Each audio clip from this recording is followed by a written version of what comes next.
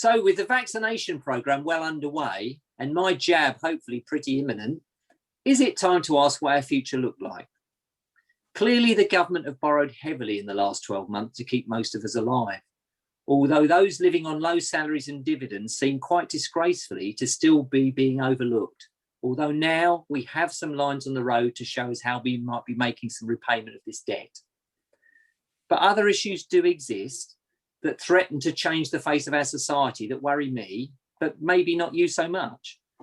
This session is geared up to look at some of these. A major worry for me is where do we go from here from a retail and town centre perspective? Evidence demonstrates that retailers large and small just can't cope with rent and rate costs. And while small business rate relief exists, we do have to ask, I think, is rates an out-of-date tax that needs scrapping and replacing with something else? Maybe an extra VAT charge paid over the till. With rates currently paused, we have the opportunity of a fresh start. Otherwise, work like the repaving in Braintree High Street that may well end up pedestrianising what becomes a residential street in 5 years' time, unless we change our shopping habits once more. Yep. Nick, I was brought up in Dunmow, small town. Now it's been growing rapidly with lots of huge developments taking place on the outskirts. Yeah, we're now down to one bank, and I understand that's to close in the next couple of years or so. And a building society is going to follow suit pretty soon afterwards. Our post office is now a corner in one of the newspaper agents, and a number of long established family businesses over many generations. They've given up the ghost and have closed down. But I think that's the future. The retail is finished in small town centres, and the space is going to be taken by the leisure industry and probably by residential development, flats and the like. Yeah, I can see that as well, Paul. But the big stores in large towns like Colchester, where I live, threaten not to be replaced. Can they all become nightclubs, bars and restaurants? I mean, what becomes of these and the landlords for their freehold values? If their banking covenants get broken, does that have a threat to the economy overall? Well, that is a serious concern because a lot of our pension funds are invested in such type of organisations. They invest in town centres. And like Paul, I do think we're going to end up with a lot more meeting places and social spaces in the town centres. What will be critical is what rate of return they can get from the people that do occupy the centres so that they can meet these banking covenants. If they don't meet them, there could be trouble ahead. There'll be void periods. There will be disruption with the changes. So yes, we should prepare for this, or at least all of us are investing in these free town centres should be. Yeah. Lisa, with the job retention scheme being extended, do you think this is being used well to keep people in readiness for work? Or do you think that businesses are keeping people at work at an 80% covered salary until the scheme ends when they make them redundant? Well, I don't think we can deny that the scheme hasn't provided valuable financial support for many businesses to help them keep their employees. However, I do fear it's probably delaying an issue later down the line when it ends. In my opinion, I think that flexi furlough should have been brought in from the outset. I feel it would have been a more viable option for employers, and I think it probably wouldn't have encouraged the level of fraudulent claims at the outset that are still to hit the press.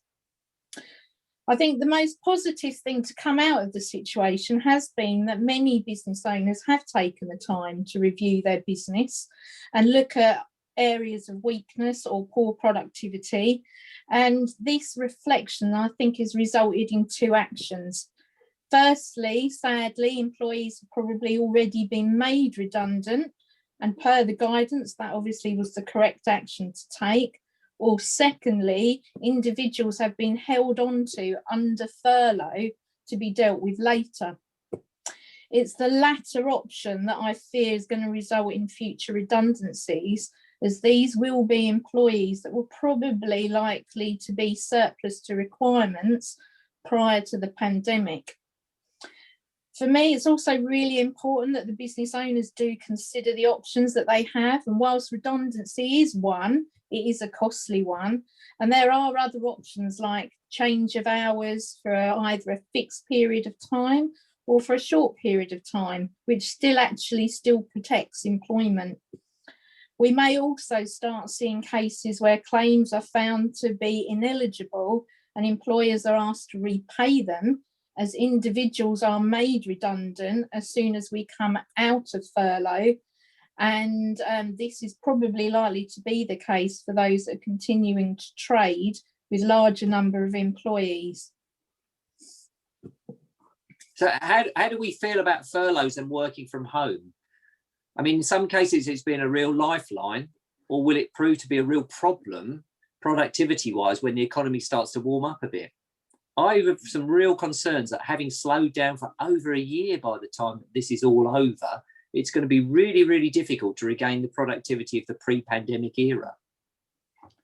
Yeah, I share the same concerns, really. I think the issue is that individuals have been working at home, and those that are on furlough, whether permanent furlough or flexi, especially for long periods of time.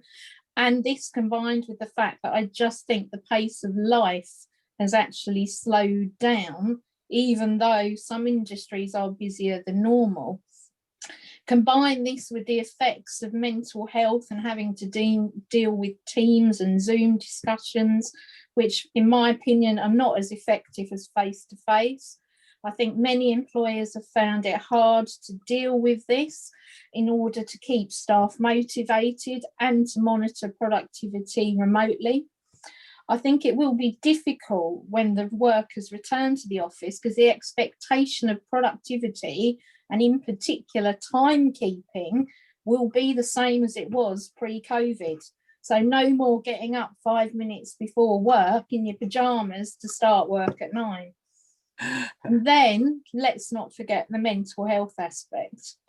I feel that it will be considerable post-COVID. I feel that many people that ordinarily may have been okay will have really struggled, especially in the last lockdown that we've had.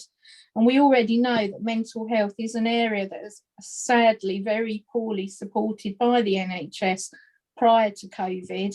And for me, I think it was disappointing that there was no mention of any increased expenditure into these fields to help with people that will have post-COVID stress syndrome, maybe another acronym, but also will be a hidden cost for employers as maybe sickness levels and mental health issues, which we have to be tolerant of, again, may further reduce productivity. Yeah, yes, there's some serious problems there, I think. Do we think that the higher corporation tax rate will have a detrimental effect on our corporate clients, or do they have enough time to invest in assets to get themselves modernised with good productivity as the economy starts to bear some fruit once more? Well, this is a big change. We've seen corporation taxes reducing over many years, and when I started, big companies were 52% and small companies 42%. We were talking about reductions to 17%. Now it's going back up to 25%. I don't know any company owners will be pleased about that. The good thing is that there are some reliefs and there is some assistance, and this new recovery loan scheme that's coming in 6th of April, we're still waiting for some more details. That should be some help. It's for any business legitimate reason. 80% guaranteed by the government again. Let's see how easy it is to get. And of course, we've got those 8 new free ports coming on, where there'll be lots of investment incentives there, as long as you're in the right place, and it's spread quite evenly around the country. So there'll be winners and losers as always, but no one likes corporation tax going up. Thank goodness we've got a few years to adjust mentally to this. Yeah, that's true.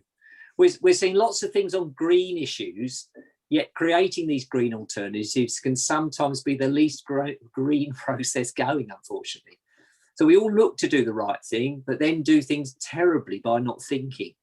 As an example, should we be ordering lots of clothes online to get them home and look at them and then return most of them after selecting the 1 or 2 items that we actually want? I mean, that seems to involve a great deal of unnecessary mileage and labour to me.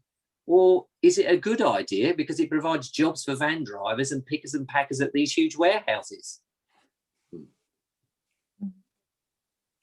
I think the issue is, this also probably links into the retail question, is, and I know people in the office will probably think I have shares in Amazon. However, I think the problem is the likes of Amazon have probably taken away a lot of trade from our high streets and retail, and at the moment it feels difficult to see how people may easily change their buying patterns back to supporting local. Yeah, that's true, Lisa. I mean, when they talked of Freeport, my immediately thought was it's now called Braintree Village, isn't it? And changed for our local area dramatically, because what we had before was a town centre, which was replaced by Freeport when everyone basically in the town went up there. So, you know, it's very difficult. And we shouldn't forget that we've got the first green garage on the bypass at Braintree. Now, dear old Chris Harmon, he would tell us that electric might not be the right technology in the long term. But I expect we're going to see some charging points in our car park shortly, allowing our clients to maybe recharge during their meetings. But is it going to be from sunlight or a plug somewhere in our building? That's the key thing. And that's what local councils and regional development agencies need to look at to help people do those things. Anyway, that's covered a few points. Who's right, who's wrong? We've all got opinions and they're all considered valid. It's clear, though, we are at a fork in the road as we come out of the pandemic. Our society may well change, and if we don't want it to, we need to support what remains so it doesn't disappear quicker. Thanks for watching. If you've got questions or comments about these or other issues, let us know by calling or emailing us at the office. There are a number of other videos that focus more upon the measures of the budget or the rules and planning available where legislation didn't change. So if you do get a minute, please go and have a look at those. Thanks for watching.